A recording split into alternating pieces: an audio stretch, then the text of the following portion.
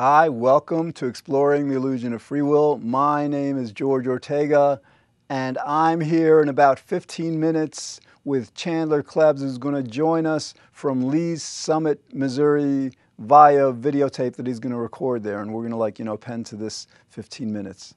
And so because both of us are going to explain this, in different ways, and hopefully because we've got different ways of explaining things, that'll help you better understand it.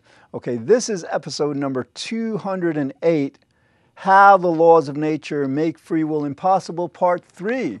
We have done this, this segment, this series twice already, and as I've been explaining, this is necessary because this belief in free will, the belief that things are up to us, is so powerful. We've been conditioned by society so powerfully to believe it that that it's hard to kind of appreciate the logic of how we don't have it. It's absolutely impossible.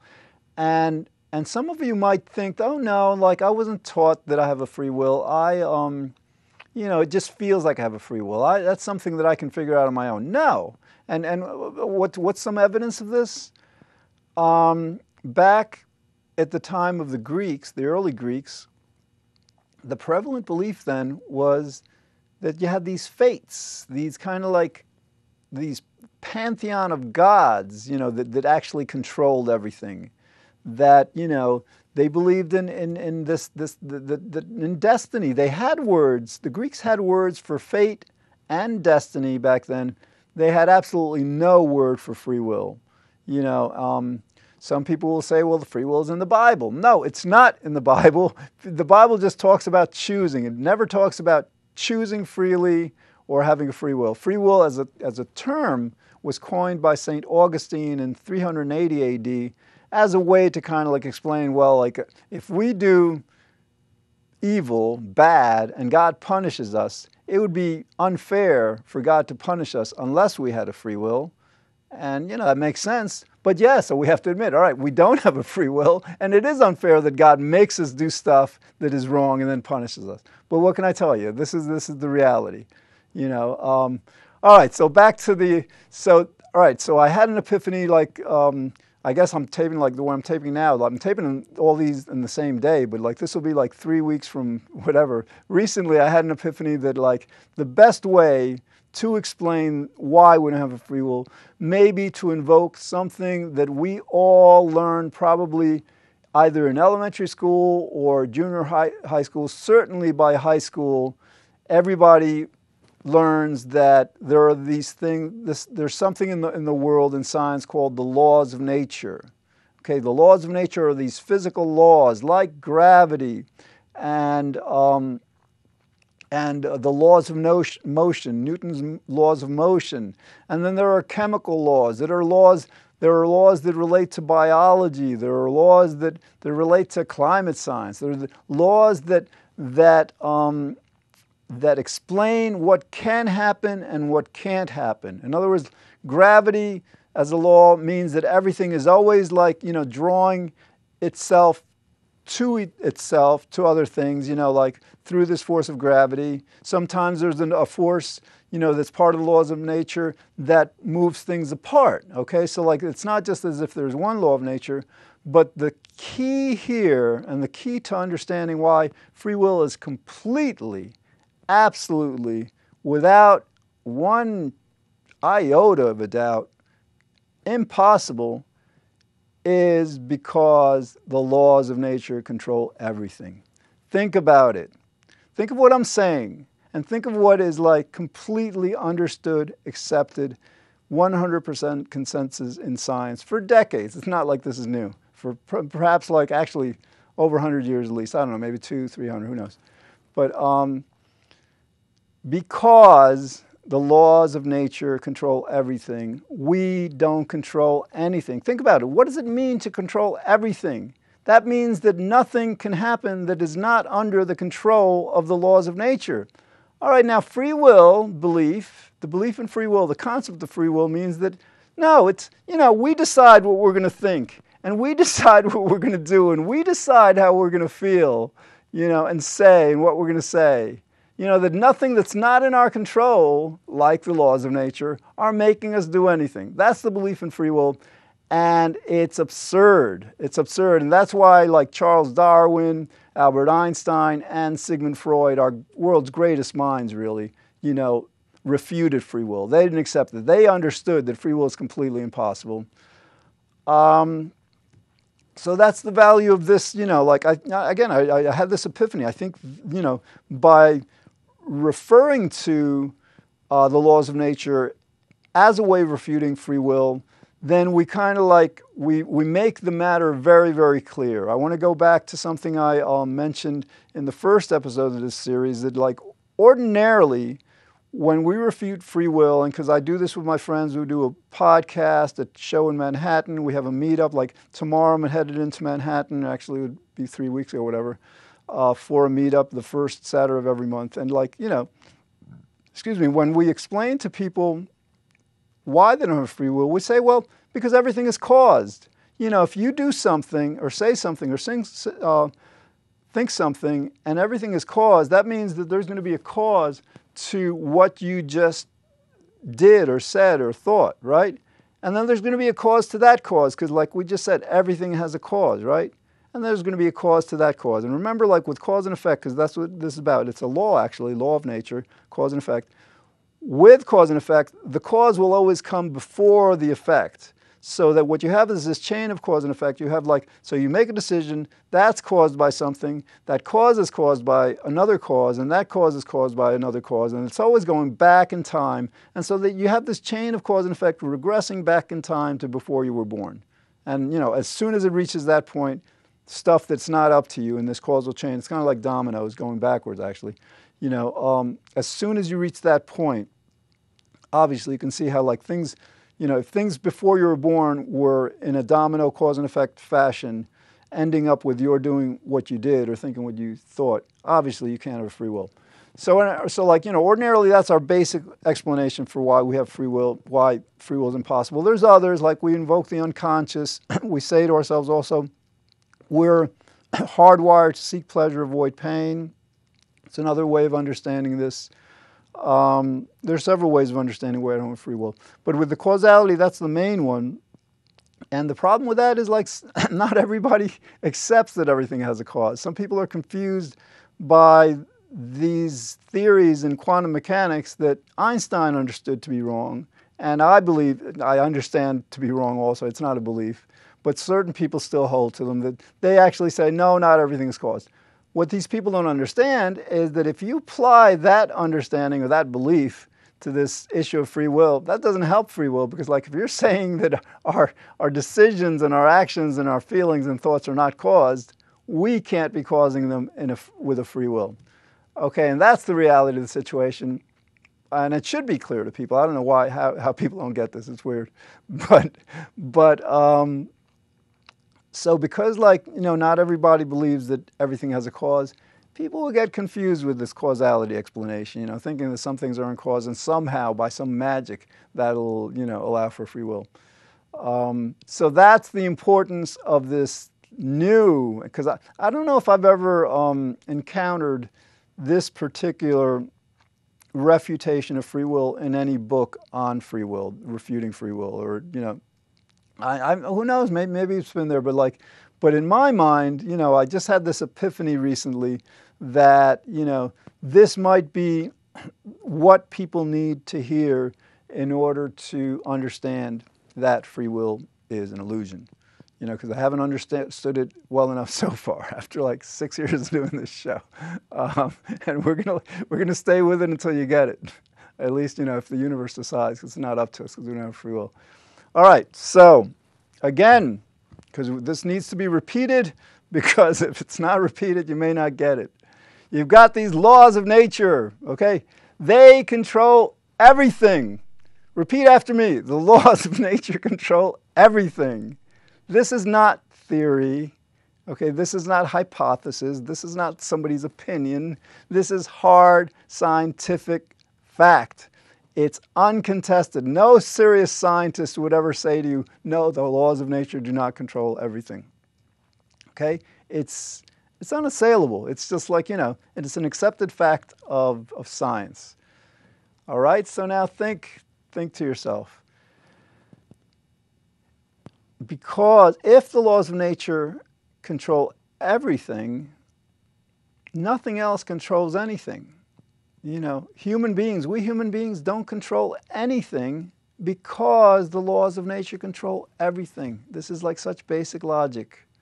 And so, like, you know, free will belief says that, oh no, I control my thoughts, and nothing that's not outside of my control, like the laws of nature, control my thoughts. No, it's a myth. It's an illusion. It's a mistaken conclusion. It's an error in thinking. And that's why Darwin, Freud, and Einstein refuted it. Didn't buy into it, made statements that it's a myth, it's an illusion. All right, we've got like 4 minutes and 24 seconds left. And again, Chandler is going to join us in right after this segment, and hopefully he can like find a different way to explain it, perhaps a better way, and maybe between the two of us you will get this. So like, because this is part 3 of this series. So like, but you know, the idea behind this is like, you know, if you didn't get it last time, and if you didn't get it last week, and if you didn't get it the week before that, maybe hearing it again this next time you will get it. The laws of nature control everything. The laws of nature are this understanding in science. I mean, it's beyond proof. Some things in science are beyond proof. For example, the universe exists. You don't need evidence. You don't need like empirical evidence for this. It doesn't subscribe to falsifiability, which is this criteria in some science that, like, you know, a theory or a hypothesis needs to be falsifiable for it to be scientific. No, there are certain concepts, like that the universe exists, and like that the universe is controlled by the laws of nature, that are so fundamental that they are, in a certain sense, what's considered a priori. That's like self-evident, so self-evident they need no further evidence or argument. And again, like in science, there's no serious scientist that would ever tell you, no, the laws of nature don't control everything. So, how do we apply this to this free will thing? Free will belief is the belief that what we do and think and, you know, like what I'm saying right now, if I believed in free will, I'd be believing that that was up to me, that I'm forming these words and sentences, and, you know, like it's completely up to me. Nothing that's not in my control is making me do this. Okay, and that's what most people believe. That's what a lot of people believe. But do a little thinking, you know. If we start out with the uncontestable fact that the laws of nature control everything, how can I control anything? We've just established it's a scientific fact that the laws of nature control everything. To then turn around and say, oh no, but like the laws of nature control everything but my human actions. That's absurd. No scientist would ever say that. We human beings are, even if we're, you know, if we define ourselves as physical, even if we had a soul, whatever, you know, this, you know, it would all be controlled. Everything is controlled by the laws of nature. What we understand is controlled by the laws of nature. What we don't understand and sometimes can define as spiritual or non-physical is also controlled by the laws of nature. So again, you know, like we got about like a minute and 17 seconds left. I'm getting tired. This is like the third, you know, 15-minute episode, but I think it's like I'm tired of repeating this. But hopefully, again, Chandler will help me out with this and you'll get it. So about a minute left. All right. So again, because the laws of nature control everything, you don't have a free will. I don't have a free will. Nobody has a free will. That's the reality of the situation. And, you know, my hope is the reason this is like part 3 of the series, and we might go to 6, you know, it depends on what the universe makes me do. Because right now I feel that I may want to, but I'm not going to know. Let's say in a week or so, I might say to myself, oh, no, let's do something else. And it won't be my free will, it'll be the universe, these laws of nature, kind of like compelling that change of mind or that decision. That's what it means to not have a free will. All right, well, I hope you get this. Now we're going to turn it over to Chandler Klebs in Lee's Summit, Missouri, who's going to spend the next 10 minutes explaining this to you in his words, in his way, and hopefully you will get that. So, all right, Chandler, take it away. See if you can get them to understand that the laws of nature control everything and therefore free will is impossible. Hi, I'm Chandler Klebs, and I'm here again with another video talking about how the laws of nature make free will impossible. And I think I've covered most of the material in the first two videos of what I wanted to say about this topic. And I may have gotten a little bit off topic in some of my videos, going off on rants about why people defend and promote their religious or political or scientific beliefs. And that's what I think you got to understand, because basically our brains are subject to certain laws. I may not understand these laws because I'm not a scientist and I'm not a trained psychologist, but I think that it's important that any message that's promoted that's going to have any success has to be understood by the public. It has to be understood by everyday people. Because if you're trying to teach something that requires years of study in biology or psychology or physics, well, the problem is that only a small percentage of people, a few scientists in scattered locations around the world, might understand what you're saying. Excuse me.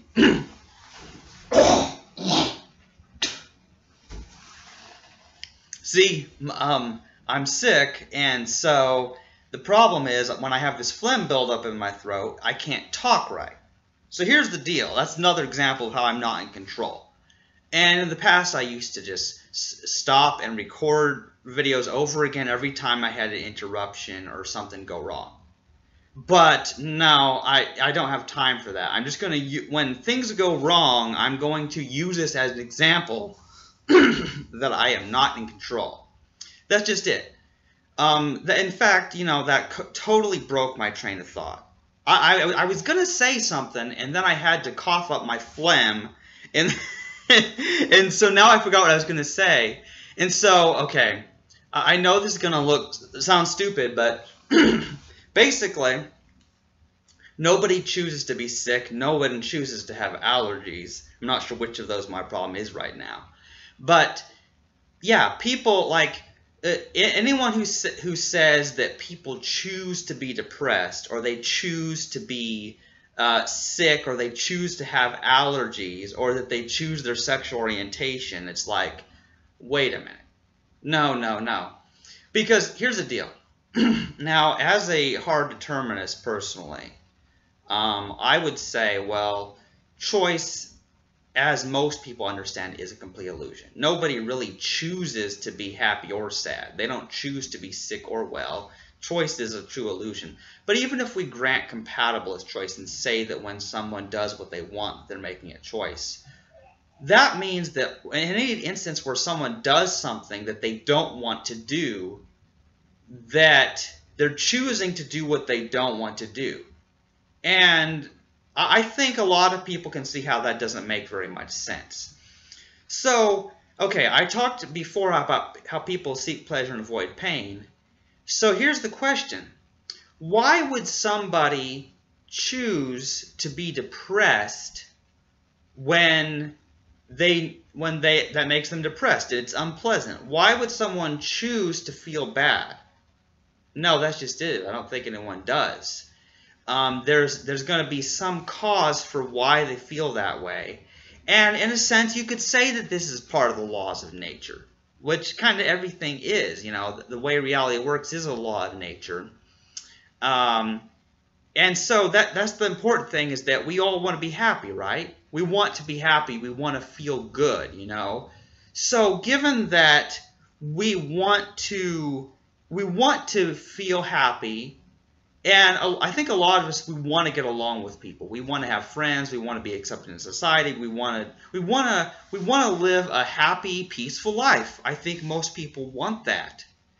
And yet there's evidence that we are not able to achieve this as much as we would like. Because in spite of our best efforts, we have interesting dilemmas. We have people who, for example, the obesity thing. This is a powerful example, and I don't know for sure if this is on topic with the laws of nature thing or not, but it's important and I've got to say it. Have no choice. Okay.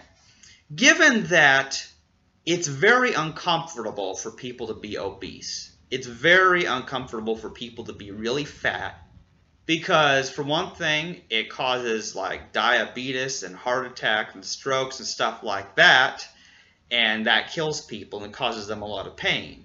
So who would choose to be fat? Okay. Second of all, there's the fact that people treat fat people bad. They judge them and like, oh, you stupid gluttonous person, you chose to overeat and now you're fat and I blame you and I'm better than you because I'm skinny, you know? I mean, come on, people treat fat people like that. What person would want, even choose in the sense of wanting, doing what they want, compatibilist choice? Not free will. That's still not free will. Nobody, even unfreely choose. Like, why would they choose to be fat and then have other people blame them and make fun of them? Not to mention all the physical pain it causes them to be overweight like that. Who would choose that? Nobody. So why are so many people fat? Well, I think there are a lot of reasons, and I don't want to get into all of it. I mean, I've talked about it, and I'm not the dietitian or expert in how the science of metabolism and skinniness and obesity works. I'm not an expert in that, so I want to get back to explaining a little bit about the laws of nature. But the point is, I think people, they can't choose to do what doesn't occur to them. That's just it. Is that in order for a person to even choose something in an everyday understanding of choice, something else has to make their brain think of that. Something has to make their brain think of doing that thing. Are you free to do that which does not occur to you to do? And that's the very important point. And I think it's worth mentioning that our decision process is a brain thing, you know. The chemicals in our brain, the matter in our brain, and the memories, none of which we choose. We don't choose what chemicals are in our brain. And if the chemicals are wrong, people can get depressed or have some kind of disorder, you know, some kind of mental illness that results in imbalanced chemicals. And so that's one example. It's like, if something's wrong with the brain, if there's brain damage from some accident or illness, then that person their brain's damaged and they can't do things right. Alzheimer's is a good example of this, where a person's losing their memory and their brain's not working right. So here's the deal. Now I'll make the case, because I'm a materialist, I'm going to make the case that the brain, as well as the rest of the body, it's a physical object, okay? It's matter. It's all this weird chemicals and blood and skin and muscles, all these materials. And so if something happens to it that damages it, it alters the function of it. And this is important to understand, that these things change all the time. And so when someone speaks to you, even when someone says something to you, they're saying something, the sound goes in your ears and is processed by your brain in some way. And so what your brain understands may or may not match up with what the person actually said. And we may not even remember what the person actually said. But this is important to understand, is that I think a lot of people would agree that the brain is a mechanical deterministic system. And so a lot of people seek refuge in supernatural explanations or dualist notions that, oh, well, decision making happens in the mind, which is not the brain. It's part of the spirit or soul of a person. And so the decisions are made supernaturally and they have nothing to do with the brain. Which, of course, would have to explain why people who are drunk make bad decisions. I mean, like, why would drugs and alcohol affect your decisions if your decisions were made by something that wasn't the brain or the physical body? That's a whole other topic, and sorry to get too distracted, but see, this is just it. I'll say one thing, and I didn't even know what I was going to say before this video started, but I'll say something, and then that leads to another thought. I'm like, I heard myself say something, and I'm like, oh, well, I have questions about that, and then I get totally off track about what I was going to be talking about. So, I mean, if anything, this video series has shown that I have no control over what I'm talking about, and I don't even know what I'm going to be saying. Okay, so yeah, this is a little bit entertaining, but in any case, it's the laws of nature. There's the way the world works. There's the way my brain works, and I didn't choose it. And I'll just say, if there was a spiritual or supernatural realm, that would be part of nature. That would be a part of reality. If that was real, it'd be part of reality. And there would be spiritual or metaphysical laws of nature too. So somebody doesn't need to be a materialist, someone who believes all of reality is physical. Someone could still believe in the supernatural, but there would still be some kind of laws that govern the supernatural world. There would still be causality within that would still prohibit a free choice, because a free choice, it can't be causal, and it can't be acausal either. So no matter what the laws of nature are, whether physical or spiritual, they cannot grant you a free will. And I am running out of time, and there'll be more episodes of exploring the illusion of free will. But I hope that these past few episodes I've explained a few things. Thank you for listening, and goodbye.